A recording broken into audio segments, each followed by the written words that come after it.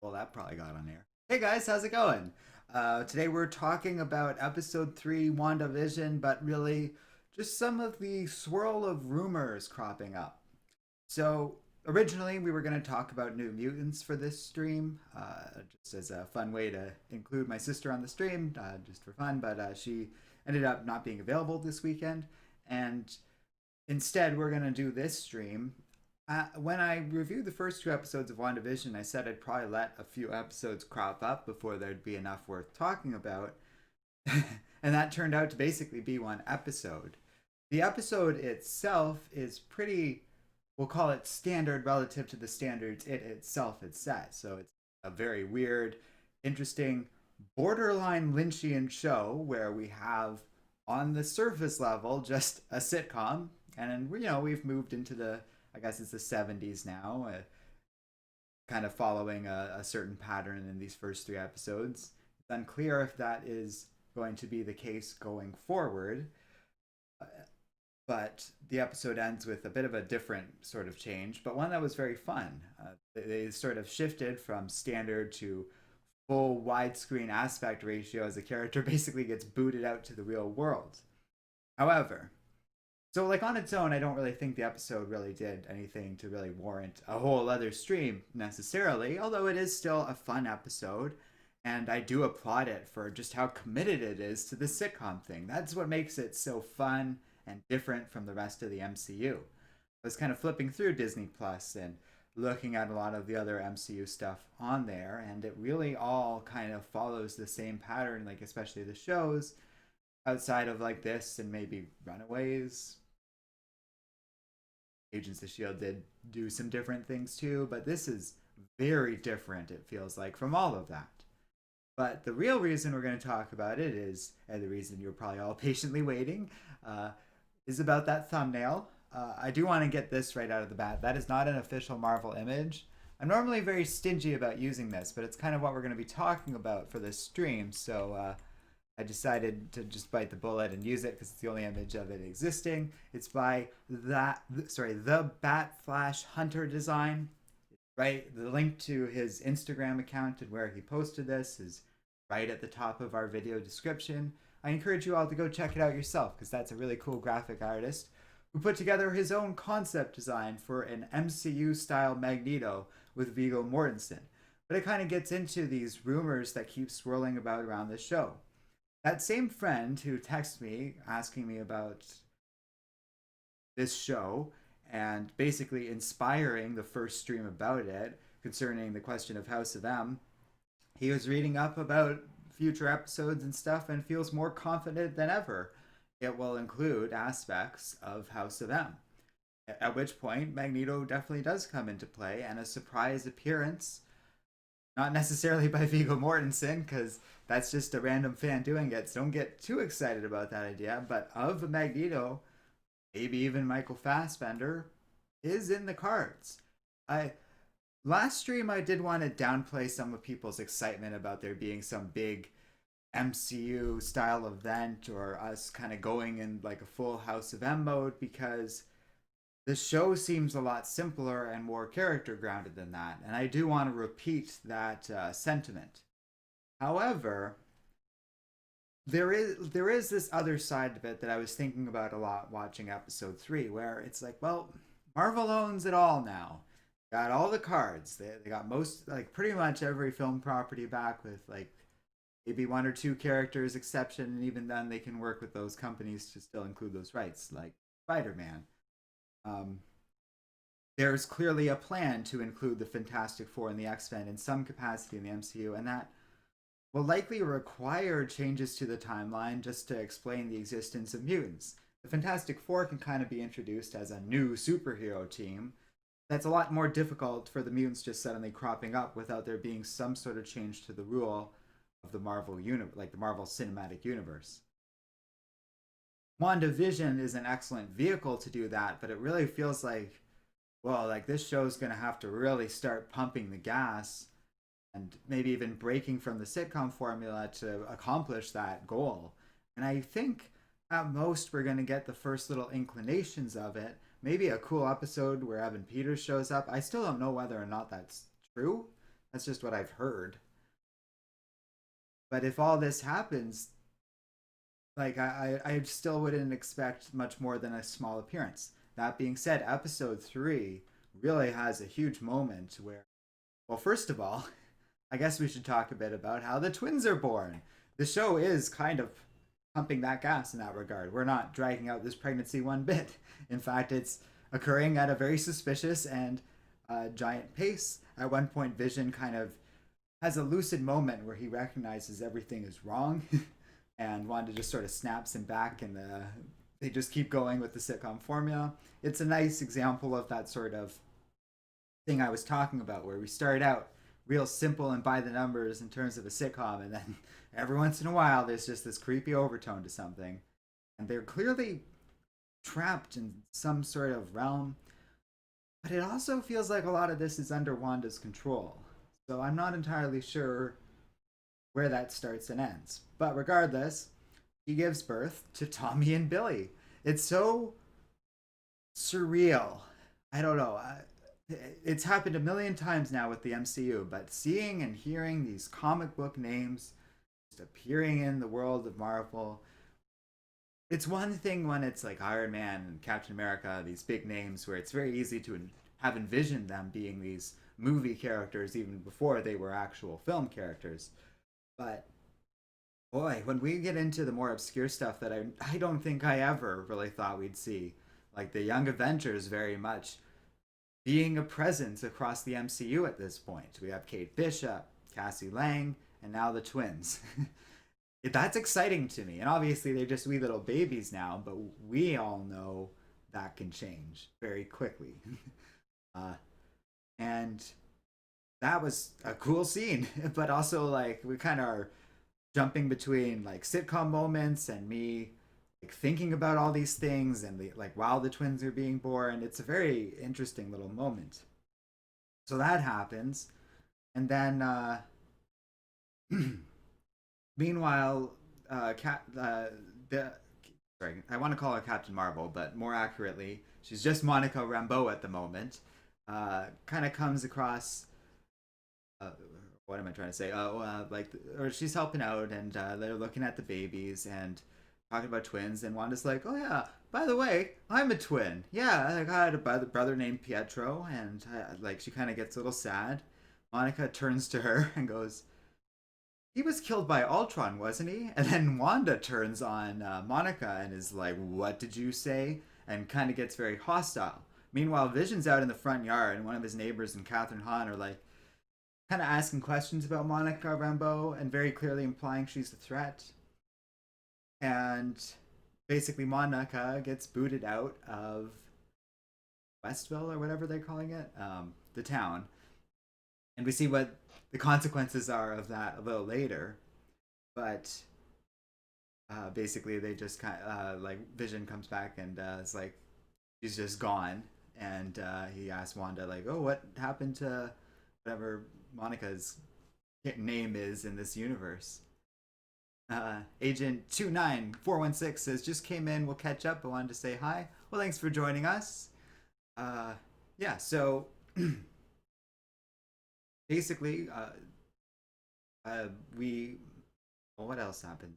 Well, okay, well, then Monica gets kicked out of the town and she gets like booted out of this weird force field thing, lands on the ground, and just gets surrounded by soldiers. And there's this whole military camp obviously monitoring this barrier. And for all this talk of Magneto and all these exciting things about the future of the MCU, as I've tried to stress, it really does feel a little more character grounded than that stuff. And it's fun to get excited about these things and maybe even a cameo, but I don't think we're at a full-fledged House of M storyline yet, in spite of like what my buddy says and what other people on the internet have said, and even that cool Instagram artist did with his idea. It is my belief, and the more likely rumor that I've heard people talking about, is that this story and these circumstances bear quite a bit of similarity to Pleasantville and all of that more recent storyline business. Or is that what it's called? I think so.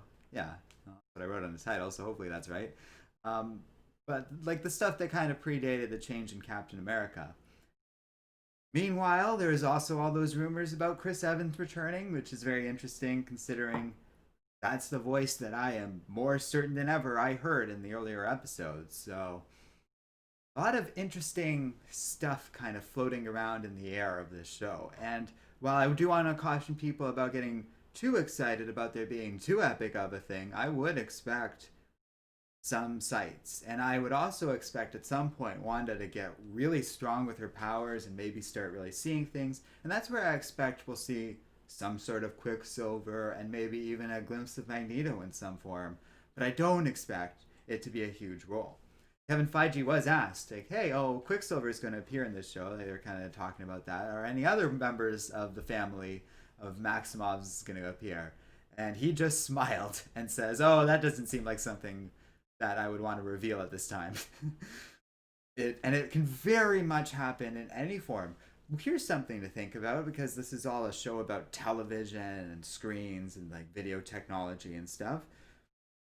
There's no reason why we can't see a glimpse of like existing Fox X-Men footage at this point, which would be kind of cool. And I very much like expect that we might get something like that. Who knows? It was cool hearing Ultron's name drop, because that kind of hasn't been talked about in a good long while.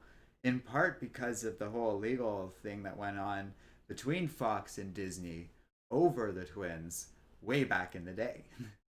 That was like when I first started out on Comic Island. So that's about it.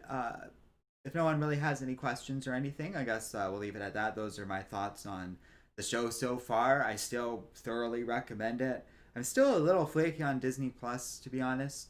Outside of like WandaVision and The Mandalorian, I haven't found anything to get super excited about personally, but I know there are people who are fans of like the other Star Wars animated stuff, that final season of Clone Wars they made for Disney Plus. And there are all those other older Disney movies and such on the network. So if all that appeals to you, well, WandaVision is certainly a strong bonus to it. Whether that show is worth it on its own, well, I mean, you could wait until the show's finished up, get the free trial, and watch it. It's not that long. Agent 29416 says, Pleasantville, please no Hydro Cap. The world does not need that right now. It was okay for the comics, even though Ultimate Cap is pretty much, and then he says something with T censored. And I'm not actually sure what you're saying there. I appreciate you censoring yourself, because YouTube is a little stingy about swears, but T, I'm not sure. But anyways, we get the point. I will say, personally, when they talk about it, oh, Trump. Okay, I gotcha. Well, fair enough. I'm the one who invited it. I didn't catch on to what you're saying. I kind of am with you. With Trump officially out of office, I think personally and the world beyond is probably ready to take a break from that sort of thing. And the last thing we need is to explore the larger stuff of Secret Empire. On the other hand, there's a lot of ways you can do Hydra Cap without going full, I guess, say Trump. And that when we talk about stories that like aren't terribly great, maybe like Secret Empire or other storylines that leave a lot of room for improvement, often adaptation is a great way to address those concerns. I would much rather them adapt a story like Secret Empire where it left like personally I felt it left a lot to be desired over a masterpiece like oh I don't know if that there's one I was trying to think of one specific to Scarlet Witch and I came up a little blank. Oh, I have one. Axis. That's a weird choice, I know, but that's a big event. It would be cool to explore some elements of it, but you'd never be able well, it would be very surprising to see Marvel successfully get to the scope and scale that Rick Remender achieved with that story. But if he did, that would be cool as hell. Like, or someone at the MCU did, I should say. Yeah. I'm right with you, though, Agent. I don't like your number string, so I'm just going to call you Agent. I'm not in the mood for us to revisit the Trump era, especially with a fun series of comic book movies. What I want more than anything else for the future direction of the MCU is for us to do more stuff like WandaVision, let's go nuts with it. Let's explore different ideas for movies. Let's have super serious stuff like Logan, wacky, goofy stuff like Deadpool, and something completely different from those two extremes like WandaVision. Whatever else Disney wants to make, I'm all for it. And so far, it's been encouraging. We'll see. It's always fair to be a little skeptical and healthy open for disappointment, but for now, I've really enjoyed the show and yeah, very much would recommend personally. We had a this is an interesting stream. Like we've had a good amount of viewers, and I don't know if maybe YouTube's being buggy. Just it's been an unusual low amount of chat, but that's okay. Oh, Raphael, thanks for joining us. But otherwise, I don't have much else to say. I'm not really complaining. It's fine. I just y'all are quiet today, and that's fine. Maybe it's just because I haven't really said anything to inflame disagreements. I hope you guys don't mind using that. I didn't know what else to put as the image. The only other one I found is like one of the ones kind of flipping around, and it's just sort of a generic image of Wanda and Vision embracing. Everything else was just the the preview posters, we'll say, for the show. For the that I had for the first two episodes. So I didn't have a lot of stuff to work with, and I really appreciate that Instagram art doing that. Raphael says this episode was good. I agree.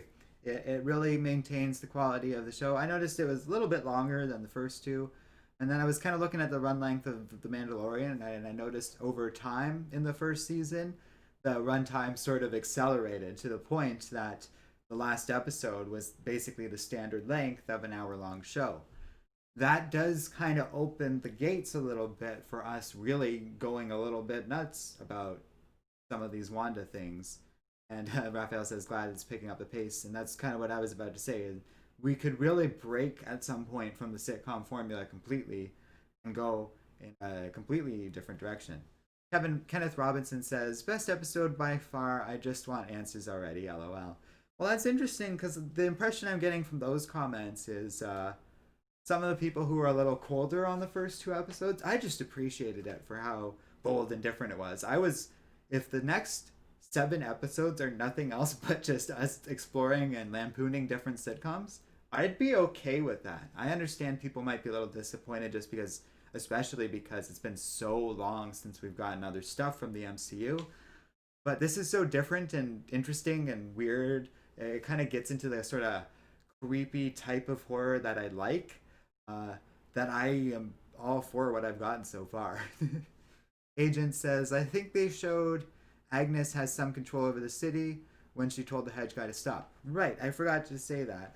Someone, and maybe that was you actually, said that Agnes might be Agnes Harkness. I think that's an excellent theory. They said that in the comment to my last stream for this. You can go back and check if you want to see who that viewer is. I apologize for forgetting your name. But you're all got crazy usernames half the time.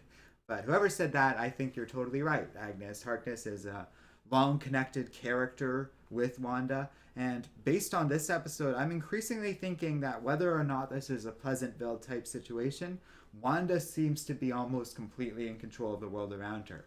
And while I do think Agnes is sort of a villain in that she's working against Vision to kind of keep him in this little box, I suspect that she is under the control of Wanda at this point, and that's more of a guess than anything.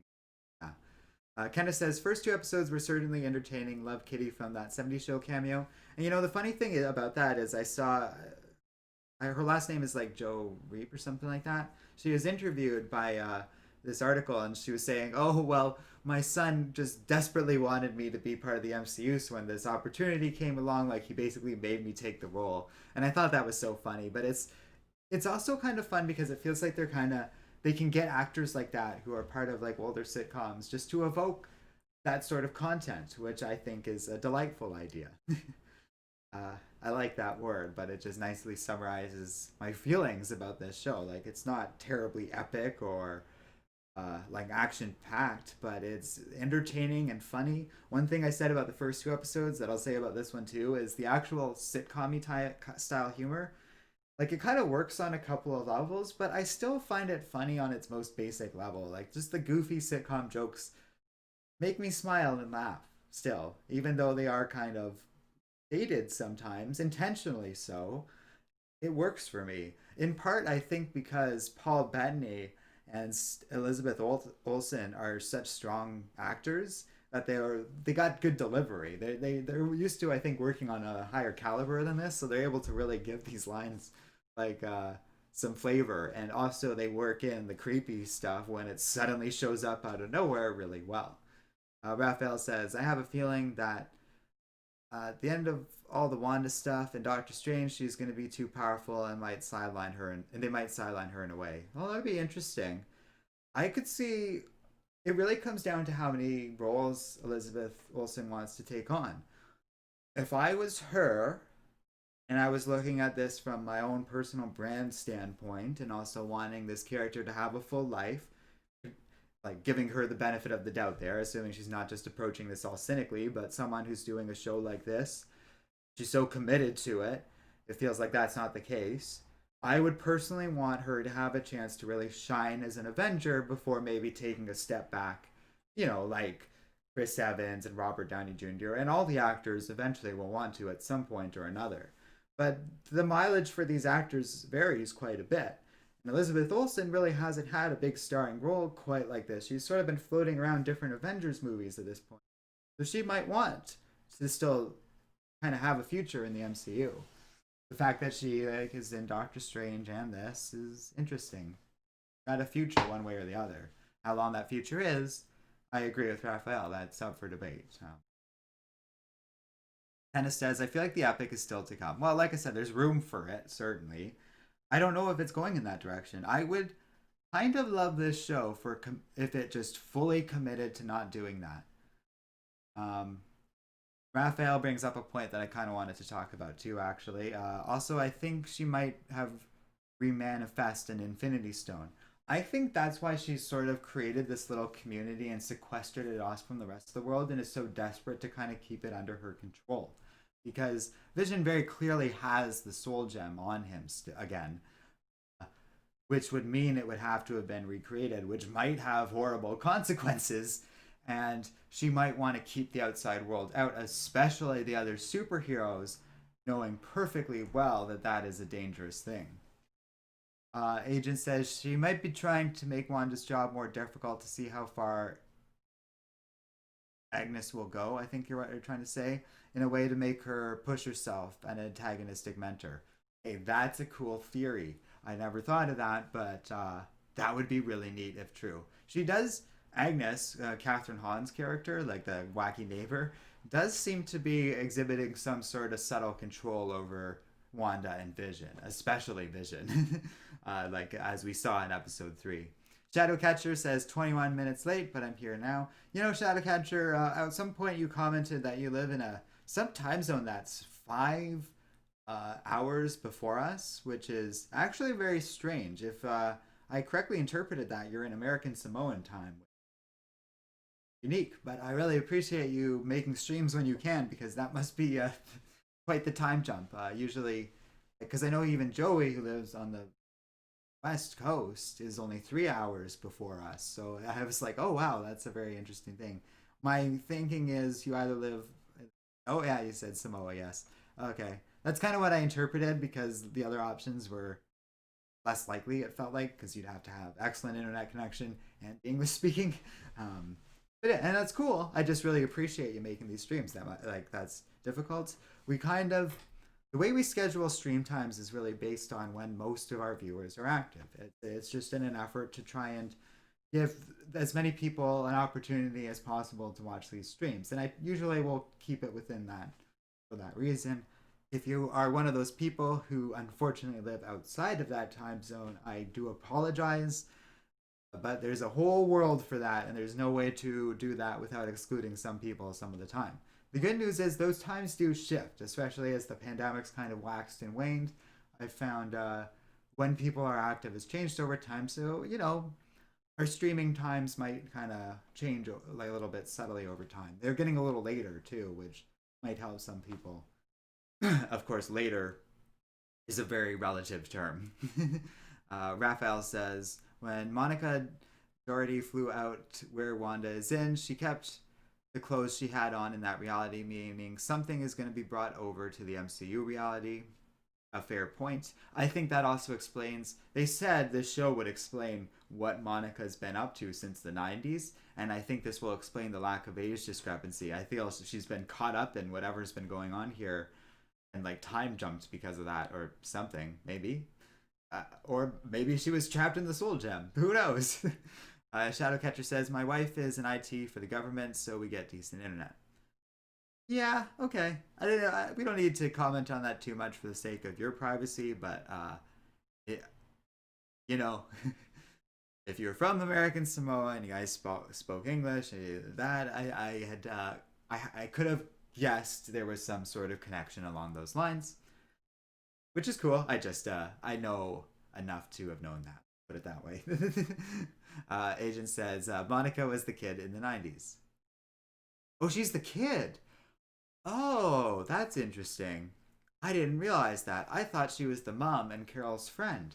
Well, that's fascinating. Oh, okay, cool. Silly me. I didn't realize. I thought the girl was just some random girl. Well, that really colors, pun kind of intended, the scene in Captain Marvel where they're playing around with her suit. That's really neat. I hope Monica gets to become Captain Marvel, but it's an interesting dilemma because Carol is now Captain Marvel and has always been the case. Like that's always been the case for her. So, Agent says she could be Polaris. That's a good point. There's also binary and all these other identities we could work with. Polaris. That's perfect. Wait, isn't that Magneto's daughter? What? But you're right. Monica's had some other name, and maybe it is Polaris, and they used that twice. I don't know. I'm confused now. I got myself confused at a Marvel continuity. That hasn't happened in a good long while. Try three, who's Try three. Thanks for joining us. I was gonna say you were awesome last stream, or not last stream, but the pandemic, the not pandemic, the streaming pandemic stream. Oh God, that came out terribly. The one with my sister. You were fun to hang out. Oh, Try Three says Spectrum. That's right. Shadowcatcher says Polaris is Magneto's daughter. Yeah, that's what I thought. Then I started second guessing myself. Oh, Photon is for her superhero name. There we go. Okay, whatever. I've thrown so many names out there. That's so confusing. My apologies. Okay. It's just one of those things. I know Monica for her time as Captain Marvel more than anything else, but Photon's perfect because it also nicely fits with her powers as we've seen in the comics. It distinguishes herself from Captain Marvel and kind of lets Monica have her own identity. And it's cool that she's part of this show. I'm like Kat Dennings and the agent guy from Ant-Man still has to show up in this show. Like, there's a lot to still come, I feel. Raphael says, I don't think this series is going to end in a good note. I think she might be taking control over herself or like, what are you saying? You're saying since she always learned not to abuse her powers. Yeah, I definitely think the darker little undertones of this show that crop up and the relatively lighter initial opening of this show, and that's like kind of continued on so far. Oh yeah, you are all correct that you should be concerned about like there are beacons being set up in this show saying like there's some sort of heartbreak on the way. I don't know if Vision gets to just keep on living. I don't know if things are going to end well. I don't know if Scarlet Witch should be entirely trusted. She might very well in the future be the key for all this House of M stuff, and this show very much could be setting all that up. But if so, it's going to be interesting. Oh, that's what it's called. Here, I'll change it right now. Pleasant Hill. Pleasantville is that movie from back in the day. And I earlier in stream I thought I might have gotten that wrong. Michael Taylor says, I came late. Do you think Wanda will create mutants? It very much could be the case. They are teasing a lot of this multiverse stuff, and I think it might be more of a situation like that where we introduce it along those lines. But I don't think it's like going to happen right away either. This show, and I think what people get really excited is this show is like the first step for that. Pretty cool. Try3 says, I'd like to see Monica used to bring in Blue Marvel since they're an item right now. I didn't know that. That's cool. I like Blue Marvel as a character. He kind of gets into what I was saying in the Marvel Voices stream, actually, where characters like Blue Marvel and Monica Rambeau are a much better vehicle for diversity because they have their own identities and history compared to like throwing out all the old characters and just replacing them with identical new ones. And to be fair, it works for Miles. You just can't keep doing it over and over again. Uh, like, for example, Jane Foster could be a superhero, but I think Valkyrie works a lot better for her, especially because that's kind of more of an established like group of characters than Thor ever did. um, Agent says, I kind of think they reset her character growth from Civil War, but that's just a small complaint. To be honest, there wasn't a ton of character there from like pretty much anything before this show. So I do agree that we're kind of treading new ground for Elizabeth Olsen, but really, she was a vengeful person with a weird accent in Age of Ultron. They pulled back on that harshly in Civil War. And then she's kind of just there, like not a huge part of Infinity War and Endgame just because there's so much other stuff going on. Her big thing is just watching Vision brutally die. Which is sad and terrible. And she's the one in that big Endgame fight that I kind of felt something for because she had some anger to throw out at Thanos and some real cool moments. So it's kind of interesting that that was the last we saw of this character before going into WandaVision, where her power is just sort of at this apex. Like, that should say something about why she's able to create this sort of Pleasant Hill type community, if that's true, which it very much seems to be the case at this point. Raphael says they are for sure going to bring over her kids to make the Young Avengers. She's why she can't bring back Vision. Oh, that's they're why she can't. Or yeah, that's why she can't bring back Vision, is what he's saying. That's a cool theory and might be the case, and that would be the sort of like heartbreaking thing that would make sense. It also gets into like how much does Paul Bettany still want to be in the MCU? He might also not also have a choice in this situation. They might have written this ending and been like, well, this sucks for Vision, but it's a hell of an ending, and we're gonna make sure like your character gets a proper send off, which this show kind of very much could be. And I think we can all agree at this point. There's no way like Cassie Lang just on her own is like maybe just a little bit of a fun little bit of trivia. But at this point, we have confirmed, like I said earlier, like 4 of the Young Avengers. That is not a coincidence. We are going to get something with Young Avengers at some point in the future, and I am so for it. That's cool. I love the Young Avengers. We haven't really talked about them much on the channel before, but they're great, especially the original books written by Alan Heinberg. That stuff was awesome. That's the same dude who wrote the first Wonder Woman movie, by the way, and you can kind of circle back to my Wonder Woman stream for maybe my reflection on all of that. But let's keep going. Try3 says, yeah, Blue Marvel and Spectrum are stuck outside the universe. That's why Monica or Blue Marvel won't be appearing in Clinging Black. Well, that also probably explains why I haven't seen them in any random crossovers and haven't been read whatever that is all about. But they're good characters. I know them from other stuff, obviously, and well, all that stuff I said earlier. I'm not going to repeat that. Raphael says, unless they were waiting to bring back Vision on how to stop her in the future. I'm not sure what you're saying there. Unless they want to bring back Vision on how to... Oh, as a means to stop her in the future. Well, just because Vision doesn't necessarily survive this show doesn't mean he won't come back ever. And especially because he's like a synthetic being, it feels a lot more plausible to recreate him. I don't know why or if the soul gem is so necessary for that to be a thing.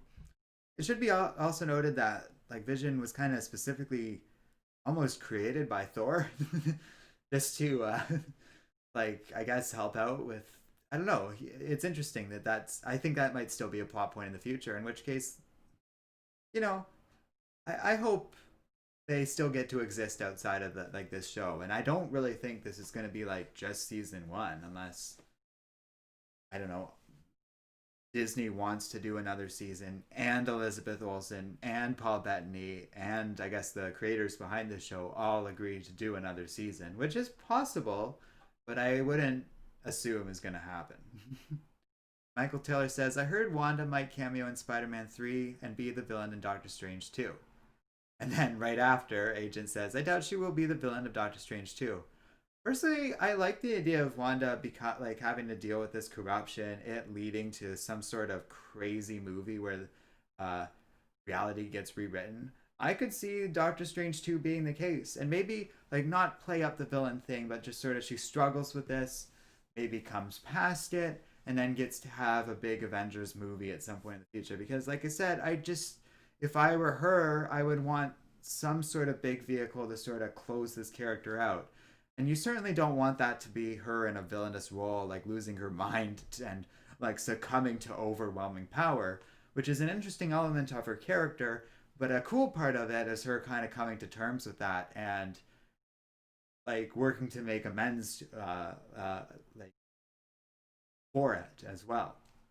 You need that second half of that arc basically. So that's all. That's my only stipulation is if they're going in that direction, which really does just feel like a rumor to me, to be honest. But if they do, like, we need to have a redemptive arc in some form, either another season of the show or my preference, some sort of Avengers movie. But we don't really know that yet, right? So we'll have to see. Raphael says, also, Sword has some really high technology to be able to see through Wanda reality. Yes, it has been confirmed that with Sword. I didn't want to just fully assume that yet, but it seems like Sword is very much going to be a thing. Kind of cool that they're bringing that in because that's so X-Men affiliated. It's interesting. Let's just put it that way. I wonder if that's connected at all or relevant. Let's put it that way. I don't. But I could also see it just being like Sword is also just an interesting connection to Shield, and it could just be something like that, or maybe even Hammer. Who knows? Try 3 says they recasted Cassie Lang again. Not surprising because they keep aging her up, and they're gonna want someone who can really act. It would be cool if it was the same, like the little girl from the first movie, and then she just kept growing up into this thing. But the likelihood of that was always going to be very low because A, they probably didn't force the child actor to sign some crazy long-term contract. B, there was no guarantee that that child would look and feel the exact kind of part and age they were looking for at all times. I don't think it quite lines up. Like they kind of are aging the character faster than the actual time span between these movies. That's fine. They want to grow her up so we can get Cassie Lang. And, you know, Cassie Lang ain't no use to us as a little girl. So same thing with the babies. The babies are going to have to be aged up too. And they're probably going to be recast because they look digital as hell to me. But that didn't bug me. I didn't care. Shadowcatcher says, I can't wait until DC gets their crap together and follows Marvel's lead. Yeah, I will say DC is increasingly kind of going in that direction with TV and trying out all these things. But in terms of their film, what they need, and they really haven't found this person yet, is someone, and it can't be Jeff Johns, but someone like Kevin Feige, who kind of, I feel, like Feige was never really a comic book person, but he was kind of more of a movie person that was a fan of the comics. And that's kind of what we need, is someone who can navigate and can control a cinematic universe, which isn't necessarily a comic book person, but is a fan of the comics and respects all these artists and writers, maybe brings them on to like help develop ideas, and actually has the ambition of Feige without, like, the thing about the MCU is they never poured in too much of the cinematic universe in any one movie at any given time. Each of the movies stands alone pretty nicely up until like around Infinity War, at which point they earned it. DC never did that, and I think that's one of their biggest mistakes. And also, they need to stay away from Zack Snyder, which they're doing after this whole Snyder Cut business, which is the correct assumption. But, you know, Wonder Woman 1984 was not promising, let's put it that way. What? Try 3 says Wonder Man is on the casting list for WandaVision. I didn't know that. That's interesting.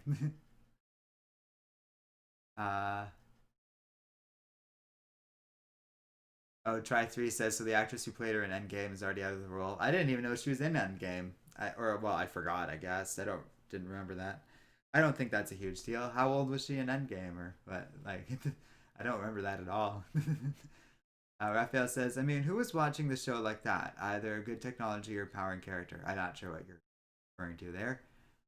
Um, but Raphael continues with the level of power she's going to peak. If Marvel plays their cards right, Marvel can make anything happen with her, fit their future plans. That's something I was thinking with episode 3. She's kind of pretty much at that level if she can create this town and control the reality in that regard. It's all very curious. And it kind of recontextualizes a lot of episode 2, where the town's talking a lot about children. Wanda maybe just makes herself pregnant in response to those feelings. Fascinating, if true. Which is kind of what she did before, but it's like there was a lot of interesting implications across the different comics, like the cost of her creating those lives out of nothing, and a lot of different ways we can go about it. Maybe it's not a huge coincidence that her next big appearance is going to be in Doctor Strange. Kendra S. Johnson says, here is a way off theory. What if Magneto is really the, like, it really is responsible for Wanda's children? After all, the Eternals are being introduced and they are reuniting because of a big level threat. Well, that's interesting. It'd be cool if they could tie in the Eternals with all this stuff. But again, I kind of caution people about making those connections because, like I was just saying, the MCU movies are very independent of each other and usually just have little teasers that kind of make connective tissue for other stuff. For all of these future MCU movies, that's what I would expect. Rather than us building to some big thing, it'll be like, Black Widow is going to fight Taskmaster. Doctor Strange is going to have an adventure with the multiverse. The Eternals are going to introduce themselves. And that's the focus of each of those stories rather than these larger connective things. Zero Wolf says, would Sword be connected to the Shi'ar Empire? You know, it'd be cool to start introducing X-Men things like Sword and Shi'ar before the X-Men. That might sort of pre-build the universe for them a little bit, which is kind of cool. Agent says, Mephisto is Ralph the neighbor's husband is my theory. Oh, I'm not sure about that. I'm not sure if Mephisto's in this story. I hope they don't go in that whole demonic direction, but we very well could. Try3 says, I believe Mephisto's fragments were used for Wanda to create children. Well, that was implied in a lot of the comics, but then other comics kind of got into it being part of that insane force that kind of possessed Wanda and led to decimation and House of M and Avengers Disassembled, all these other little things. There's a lot of ideas on the table across Wanda's appearances in history that they could use. And personally, the one I don't want them to do is Mephisto. There's so many more interesting ideas out there than him, I feel, personally. Michael Taylor says, Kevin Feige was a mid-level producer on 2000's X-Men. Yeah, that's what I thought, is he was more of a movie, I guess, producer. And I feel that's what you kind of need. But you need someone who's just, like, a fan. Because that's how Feige developed a lot of these ideas, is him and his friends just sit around and be like, well, what cool comic book stuff would we want to see on the big screen? And then they make it happen. And it's led to a pretty impressive track record so far. There are caveats, and obviously Disney and Marvel want to have certain things happen for financial reasons and copyright reasons, but they make it work by developing along those ideas. And by having that controlling element across all these MCU properties, there's been a degree of quality control that doesn't exist in any other cinematic universe that's tried to basically copy the MCU. Mostly because they're all so bad at it. I don't think Marvel is that perfect or good at this necessarily, that there wasn't room for improvement. But DC, Universal, all these other studios that tried it failed so badly at, like, doing what the MCU did. And it's a real shame, if you ask me, more than anything else, especially on the DC side, because I think what we can all agree on as comic book fans is the thing we want most is two strong cinematic universes, maybe two that actually offer something different from each other. And I was never really against DC being a darker cinematic universe in concept. They were just so damn bad at it. Like, pretty much start until now. Agent says, also, doesn't DC have J.J. Abrams now and James Gunn? DC has James Gunn for one movie, and then he's going right back to do Guardians with Marvel. But really, there's a lot of options. So many people who are perfectly capable of creating cool content for DC. Uh, but so much of Hollywood is just these connections, and people were asking like, how did the guy for Doom co-write the Wonder Woman 1984 movie? And it's because of that intermingling thing. I saw someone posting about how these two directors were like, oh, like look at this story about how they went from business and started making their own film things, and she was like, they did that because their family owns a film studio and they were able to create their own film company. The average person like has no such connections, finances to do such a thing, and it's not possible for them. So we don't get a full sense of the creative possibilities out there, and the playing field like often isn't level for like who writes and creates this stuff more often than not. And credit to the MCU, a lot of the time, and a lot of their success can be attributed to giving people like James Gunn a chance. I realize James Gunn wasn't a nobody before Disney, but they definitely gave him a huge chance that nobody else had before then. And it paid off well for Disney, didn't it? And then they fired him, and then they rehired him. But we don't need to get into all that now. um, okay, well, I went from saying chat was unusually quiet to us getting a ton of viewers in, and I lost my place in chat. So there we go. Adam Henley says, to insinuate that the character of Wanda Maximoff is anything but a mega level threat that dances on the line of sanity is false. I think her character's gotten a much more firm control over her powers, in part maybe because she's lost some of the reality altering abilities she once had after it kind of got separated from her through various stories like Children's Crusade. Speaking of Young Avengers, an interesting thought there. And that'd be a cool way to bring along Doctor Doom into all of this, wouldn't it?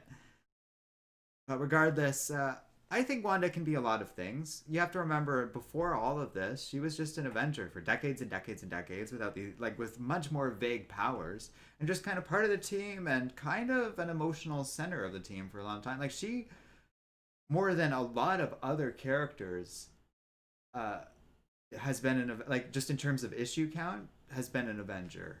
I would like, if you look back at that volume 1, she's a pretty continuing presence across like the 60s all the way right up into the 90s. So her character can be a lot of things. I will kind of disagree with you a little bit on that front, Adam. I get what you're saying, and I want to see Wanda at full tilt power too. We got a little taste of that in Endgame, but let's see how far they're willing to go with that, with like the imagery of her like face breaking apart and stuff. Like, I want to see some of that in this show, to be honest. Pry3 says, she was a teenager in Endgame. Remember when Ant-Man came back from the quantum realm? He ran home and rang the doorbell and rang Cassie and told her, you're so big because she aged up 5 years. Oh, yeah.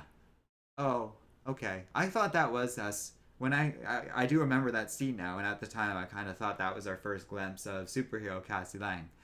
So it's a little bit of a shame that they recast that version. I thought you guys were, well, obviously they recast the little kid version, but well, that's interesting. Maybe it just didn't work out. Maybe that, sometimes teenagers don't necessarily grow up and want to become an actor, right? So that's not, like, it might have just been something innocuous like that. The Shadowcatcher says, I like the fact that we are 3 episodes in the WandaVision show and have absolutely no idea what's going on. Honestly, I like that too. This is a show that clearly has an idea of what its mystery is, but is keeping its cards close to its chest, but also very willing to reveal information in steady doses. Like, it's not like we've gotten nothing either, and there's very clearly a plan. I don't think anyone's gonna, this is very clearly a show where they know they had 10 episodes and they wrote it start to finish. And you'd think more shows would do that with limited runs, but American Horror Story every year seems to be felt like the second half of its seasons are written last minute, even though they are standalone anthology seasons that you would think, and they know how many episodes they're going to have, would be pre-written and carefully planned out. They sure don't feel like they are, and it's refreshing to have a show like WandaVision, which is. Sorry to randomly bring in a different show, but it contrasts well against a lot of other television. Not all of television, but a lot of other television. Like, WandaVision isn't the best show I've ever seen ever, but it is strong, and it like compares well to a lot of other TV.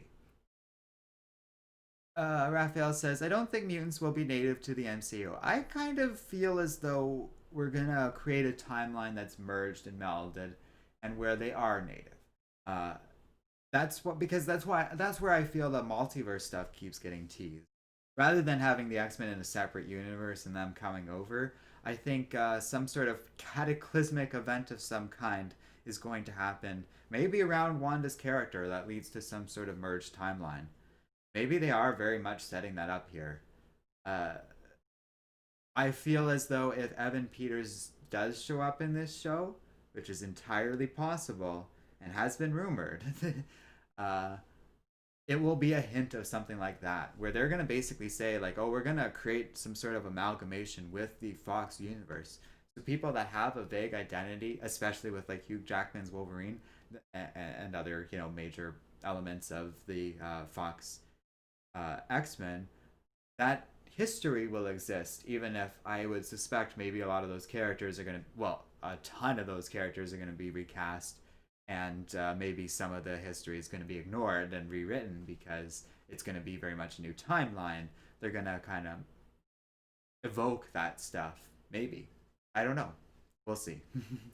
But it's one of those things, though, where, like, if they're going to reveal the X-Men, how else are they going to kind of evoke that imagery to the world, but outside of the X-Men movies? I really do think it is going to be the X-Men films that might be a cue for a lot of that stuff, especially some of the more popular characters like Deadpool, Quicksilver, and anyone else that. Well, I don't know. Those are the two real popular ones that are going to return. Obviously, Wolverine is a popular character, but I think that's done. In terms of Hugh Jackman playing him, they will have to recast that one. Let's just put it that way. Try3 says Warner Brothers are trying it again with the Kong Godzilla. Well, they never really gave up. They just really take their time in between each of those movies. I would say that's the one example of something close to resembling a successful model, at least comparable to the MCU. However, to date, each of those movies makes less than the one before it. So Kong versus Godzilla is really going to be a make or break moment for this. And those movies seem very measured in their expectations. So it's better than like the Universal Monsterverse thing, but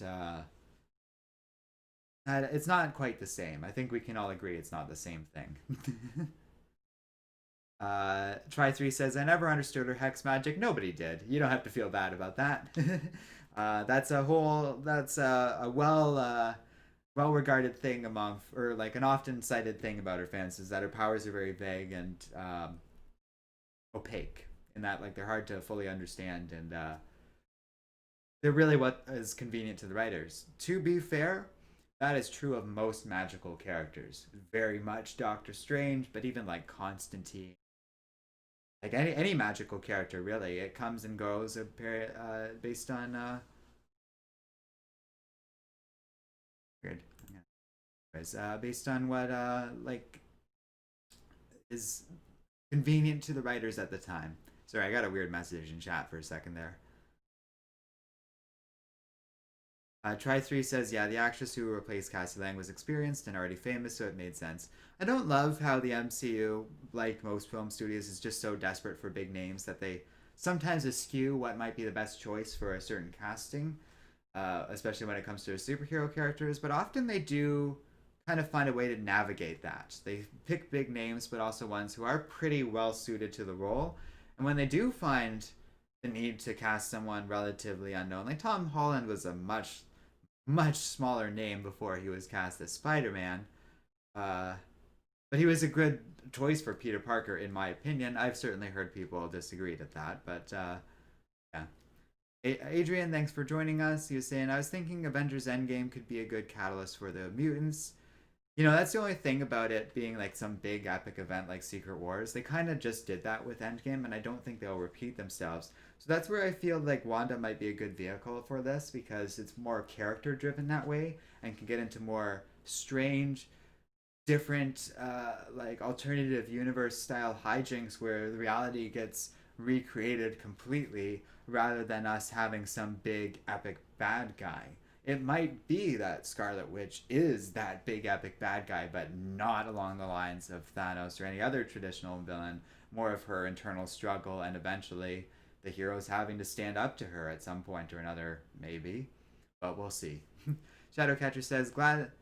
Guess that means to drop the rock and get back to work. Oh, because he had some weird error message that I got in chat. Well, thanks for joining us. And Andrew says, I think it's interesting the DCU is starting to work the multiverse into it with Flashpoint. Well, and DC's ideas of like having Michael Keaton return as Batman and doing different things with Joker and the Batman movie is interesting to me, and I think might be their way of being an alternative to the MCU, which is very different but could kind of work for me, especially because that is very continuity optional. It lets stuff like Suicide Squad use continuity to inform like Margot Robbie returning as Harley Quinn, which I am excited about, by the way. But then they can also have standalone stuff like the Batman movie. Agent says World War Scarlet Witch. Kind of. I'm also kind of thinking of the House of M storyline more specifically, where they all have to confront her, and it's not necessarily a big battle. It's her just lashing out and creating this alternate universe, and then the big bad in that scenario is Magneto, which kind of should be back at some point or another. But we do seem to have lost connection there, which that was kind of wrapping up. That ended up turning into a whole hour-long stream anyways. The last thing in chat I see here, though, is Adrian saying, I'm thinking maybe the mutants start developing after coming back from the snap, which is certainly a more normal, rudimentary explanation for the mutants becoming part of the MCU. But personally, I would prefer that... Oh, I don't know. I think that's unlikely. As much as the more elaborate multiverse explanations for the mutants coming into the MCU are a lot more fanciful, complicated, and difficult for Marvel to pull off, I don't think the snap is going to be the catalyst for the mutants to arrive on the MCU, because it strikes me as like too recent in Marvel's history for them to like, then they're all just little babies, or maybe their powers get activated after the snap, but that doesn't feel like it was well set up. And I would rather them kind of build it into some of the stuff we've been talking about today. But with that, I think we're going to wrap things up, just so we don't have a disconnection again or something like that. And yeah, thanks for joining me, everybody, though. That was a fun chat. And we'll see you guys next time.